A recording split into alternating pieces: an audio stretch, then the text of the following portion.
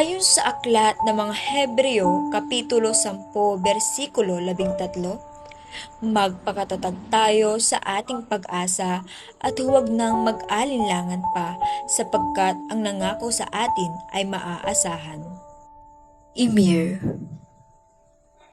Hindi ko alam kung paano ako mag-uumpisa, sa huli ba o sa una.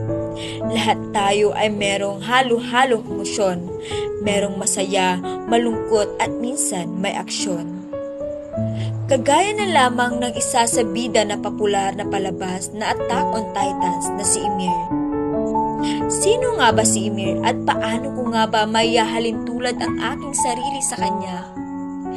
Si Ymir ay kilala bilang isang masayahin at palaban, ngunit sa kabila ng ngiti, tawa at aksyon, kaakibat nito ay lungkot at problema, ngunit hindi siya basta-basta sumusuko, bagkus ang lungkot at problemang ito gawa niyang pundasyon upang malabanan at balagpasan ito. Masasabi kong mayahalin tulad ko ang aking sarili kay Ymir dahil kilala din ako bilang isang palaban at masayahin na tao. Ngunit sa kabila ng sayang ito, meron din itong kaakibat na lungkot at problema. Ngunit kagaya ni Ymir, hindi ako basta-basta sumusuko o nagpapatinag. Bagkus, ginagawa ko rin itong pundasyon upang malabanan at balagpasan ito.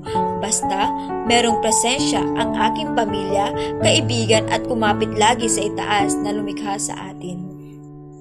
Huwag tayong mawalan ng pag-asa dahil sa bawat problema na dumarating sa atin, kaakibat nito'y pag-asa upang malagpasan natin ito.